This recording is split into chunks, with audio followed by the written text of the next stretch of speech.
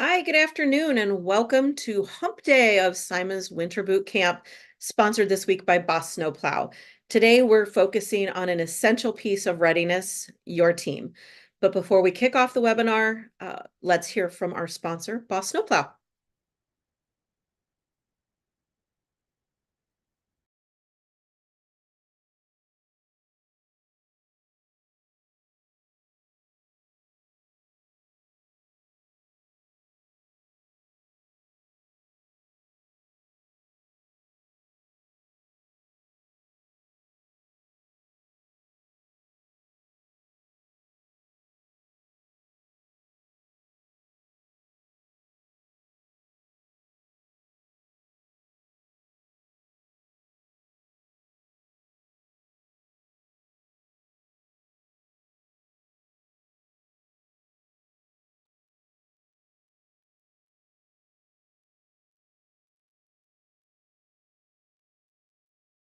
Great. Thank you again to Boss Snowplow. So today, we all know that snow and ice management can be very hazardous, but slip and falls and skidding on ice and hitting a light pole may be the least of your worries. Today's speaker is here to share ways to protect your team from those external threats that they may face during winter operations. Michael Wagner, CSP ASM, is Director of Company Operations for Designscapes, Colorado. As we get started, if you have questions, please drop them in the chat box on the bottom right of your Boot Camp Live headquarters webpage. Michael, thanks for being here. I'm going to let you take it over. Thank you, Cheryl. I appreciate it very much. I'm going to go ahead and pull up a presentation here that I've got. It's a shorter presentation, but we're going to really try and focus on a couple different topics here when it comes to discussing these external threats.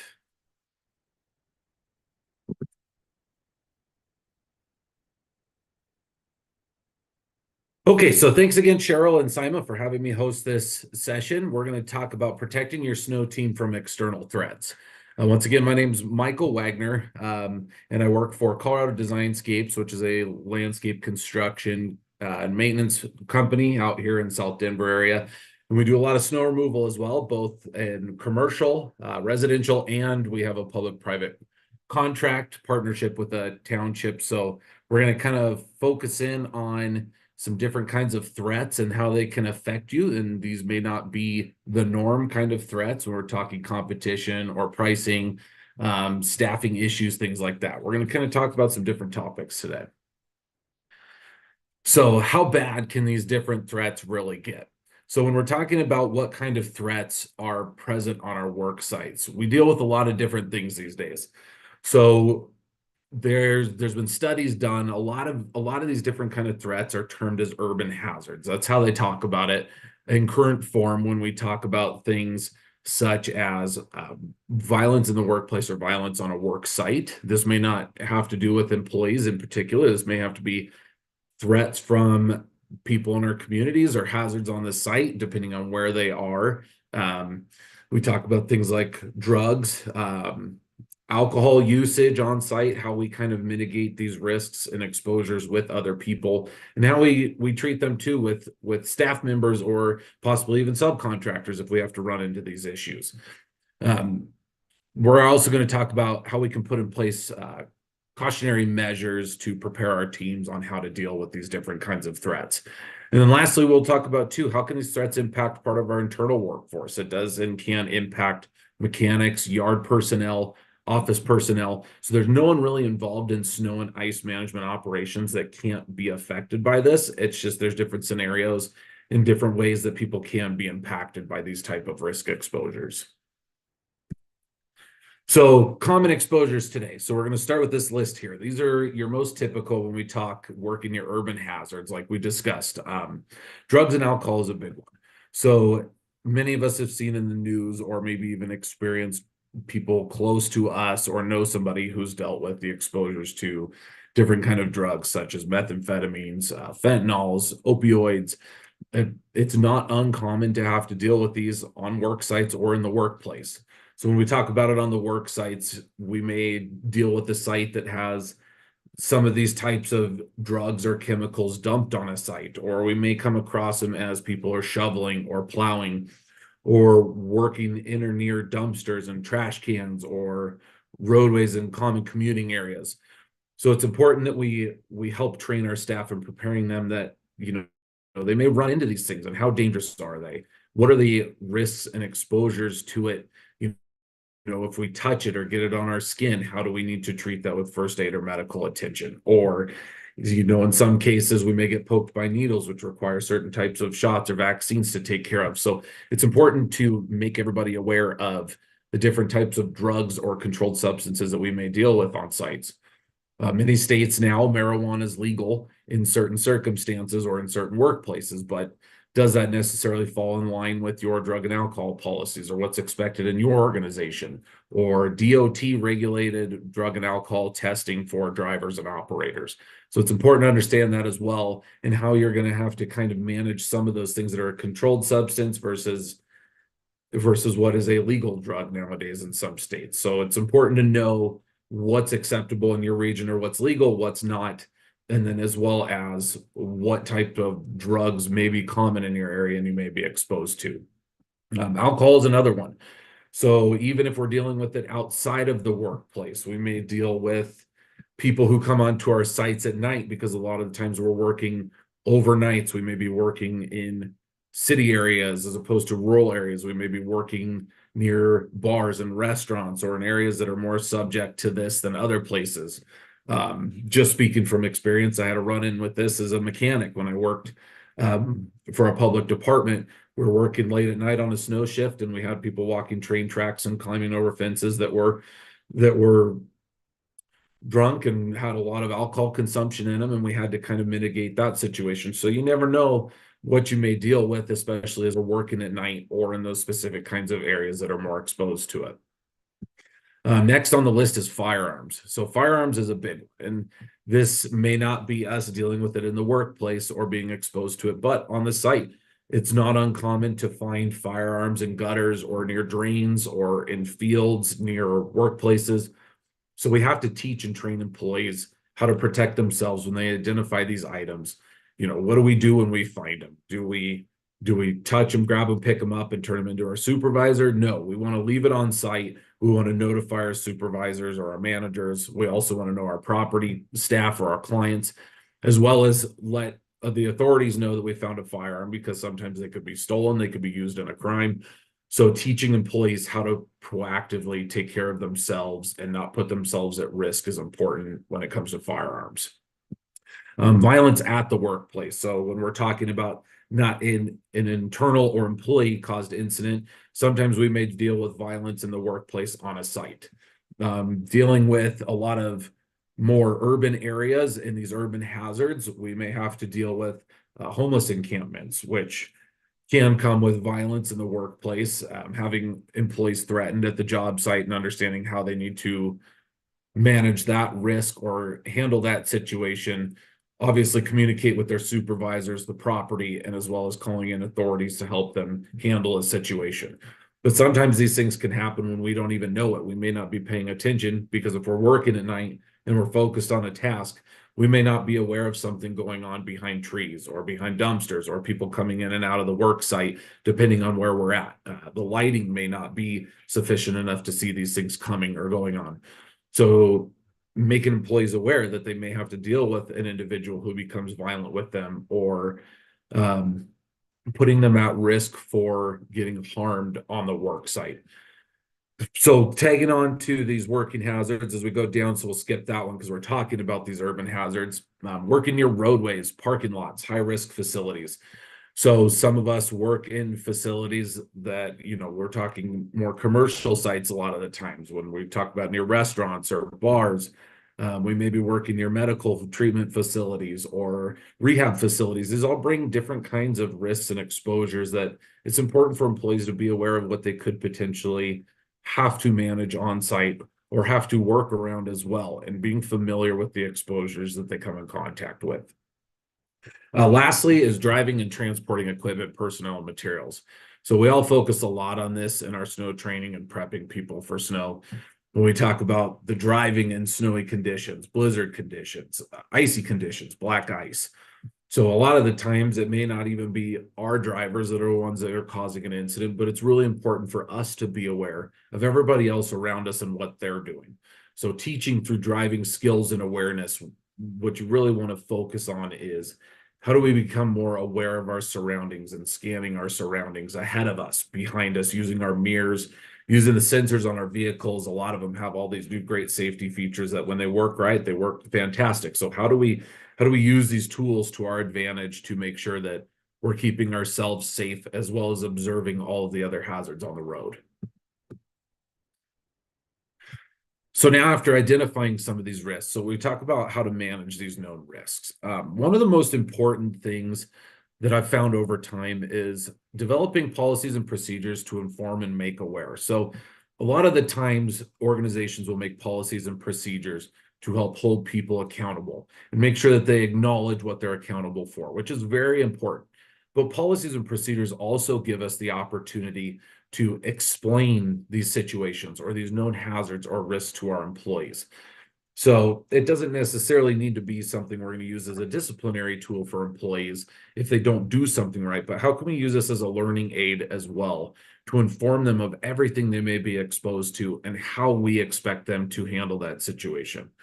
A lot of the times this can be a challenge because sometimes employees, unless they've been through a scenario, they don't know how to act in that situation. They don't know how to respond effectively or accordingly.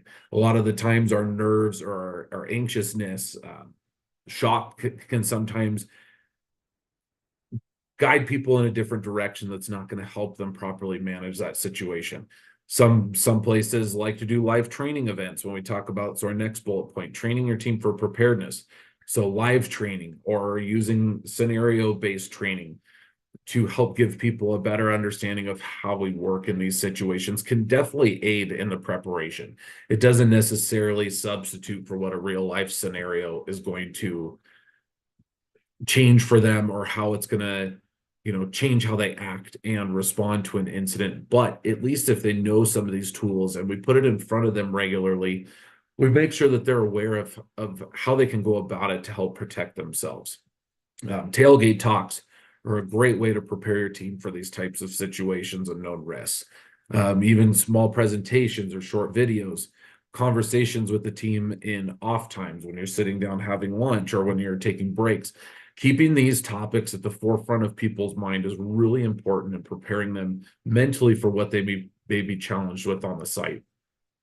When we talk about managing our risks, when we come to more of a supervisory role or management role, it's important for us to monitor the risks and respond to concerns timely. So when we have a situation on a site, say for instance, an employee reports to us that they found needles on the job site, they don't know where they came from, they don't know where they were, they did not touch them. It's important for us to respond accordingly, make sure that we respond to the situation. We let the property management group know timely to take care of this hazard so we can continue working. It is also important to not continue to work in an area that puts us at greater risk exposure for getting hurt, possibly becoming sick. Anything that could put us in a bad situation. We need to know we do have the power as the service provider to stop work when a situation becomes too risky, when it puts our employees at too much of a risk to continue. We have to be able to manage that risk in a timely manner. Also, we want to be able to continue our service, but as well let who we need to know about what is going on so that the situation can be mitigated very timely.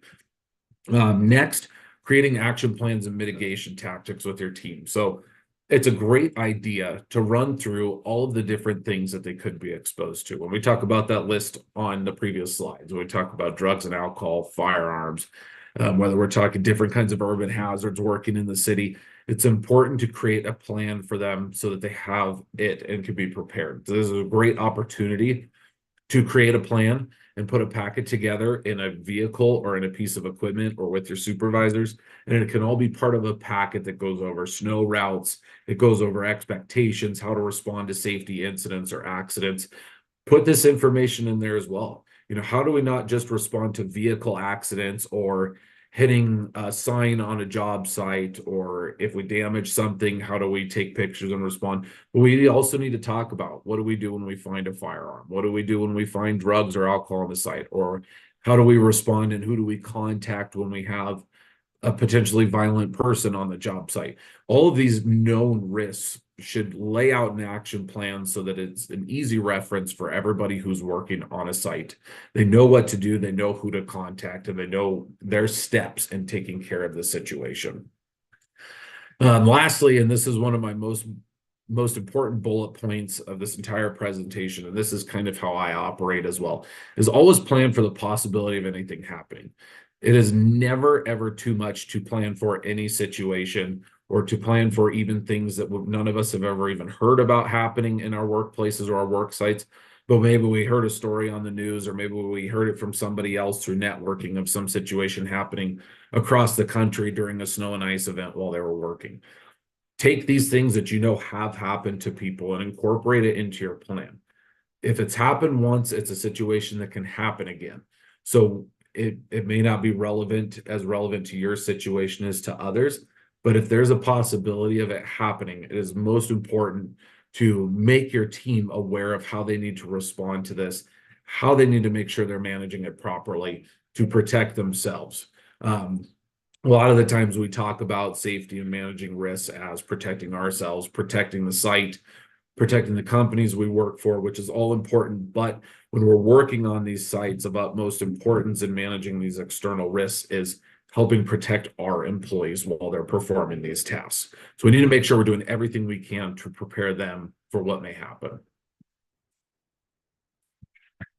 So talking a little bit more just about this before I kind of close out my presentation. So just to run through some different scenarios with you guys, and these aren't very common, but I will tell you these are things that I've ran into that we need to be aware of.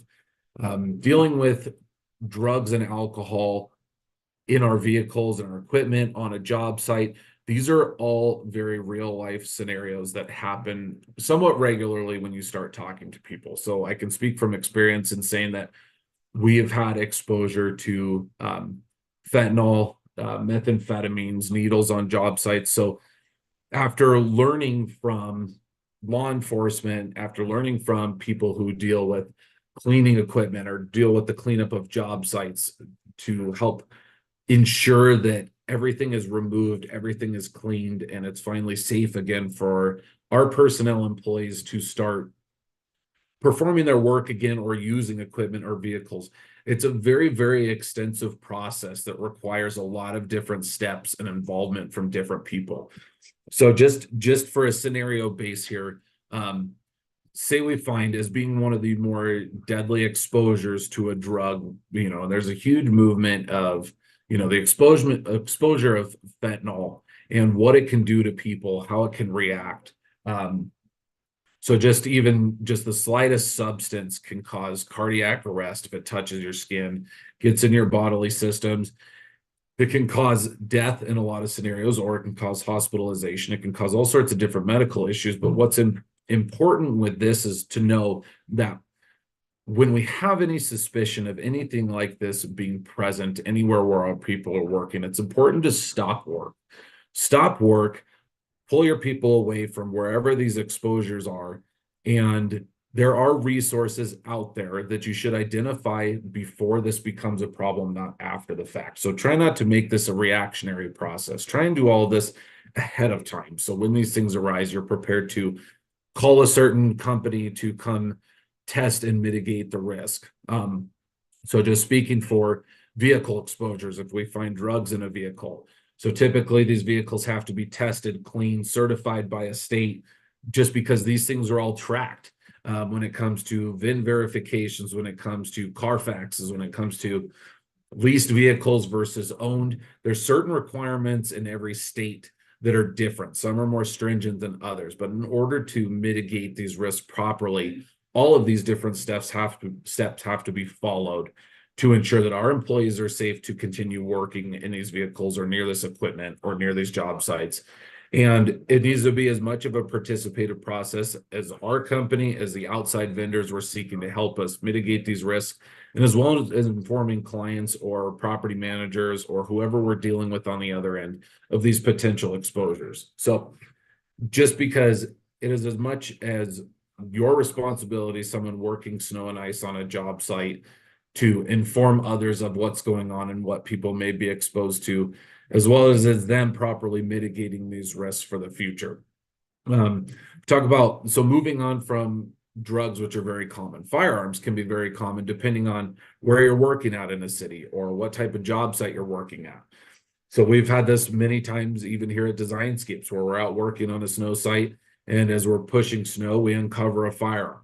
At that time and point, we should be able to stop work, safely remove ourselves from that situation, call law enforcement, as well as calling our supervisors to notice them, because the worst thing you can do is start handling something like this, handling a firearm.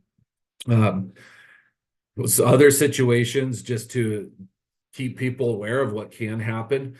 We've had trailers that have been used in urban areas, and we've found holes in the roof. And later on, we found that a bullet was shot into the air, came down and came through our trailer and wedged itself in the frame.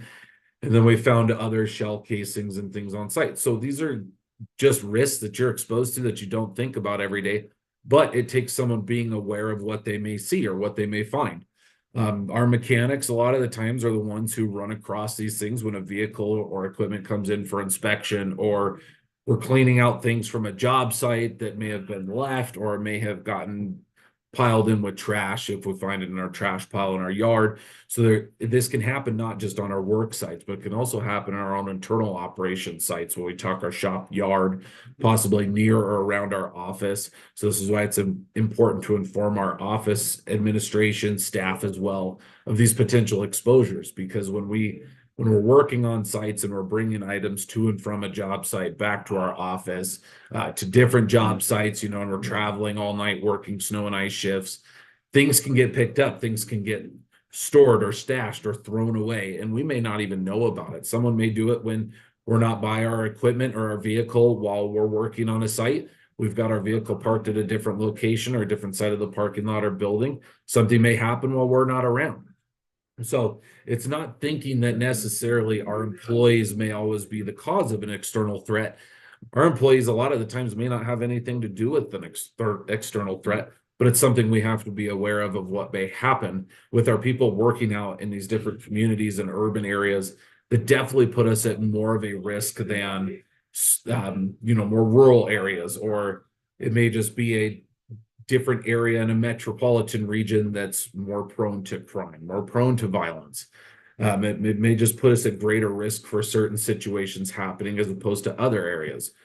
So just thinking of all these different things and exposures that we have on our job sites, it can put our snow and ice employees at risk while they're out working, especially when we see dramatic temperature fluctuations and we get a lot of different commuting and a lot of foot traffic in between storms, it becomes more of a risk when we pay attention to those little things that can impact us at the end of the day.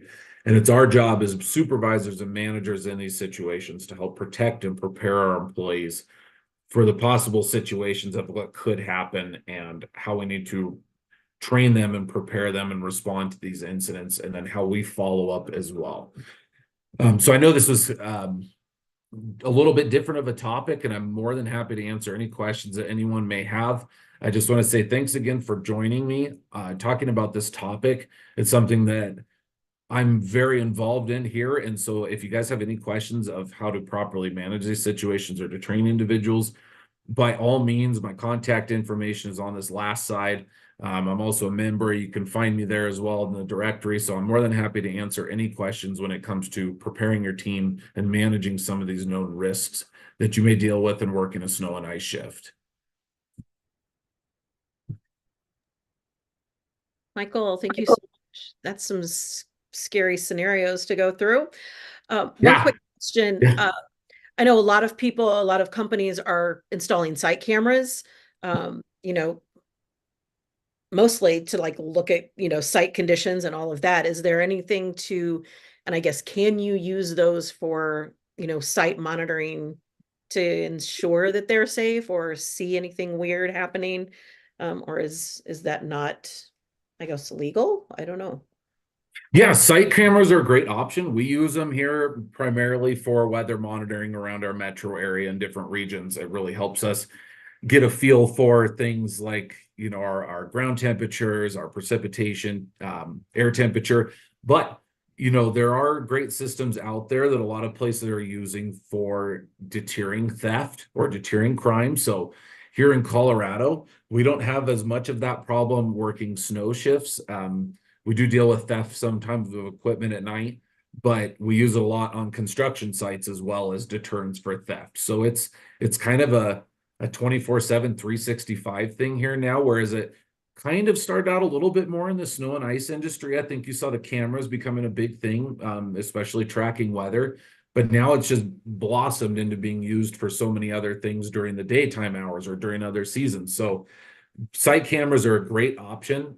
I am a huge proponent of vehicle cameras and equipment cameras inside, so dash cameras.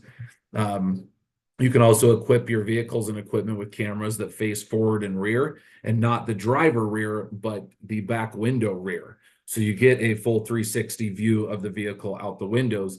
These are great tools. Even when you're working on site, they're recording. So if something happens, it can at least help you record something that may happen near or by your vehicle or equipment while you aren't present. You may be across the job site, and now you've got this recording because it does track and save footage of movement around your vehicle or movement of your vehicle.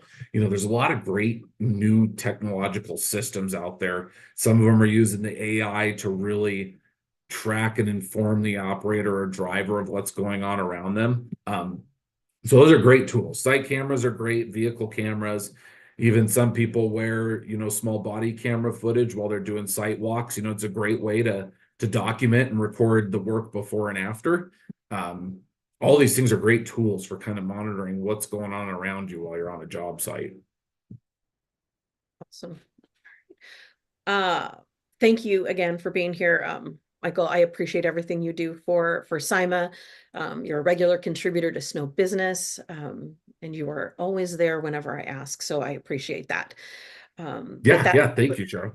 yeah. Um, Before we sign off today, for every live event that you attend, you'll have a chance to win prizes from SIMA.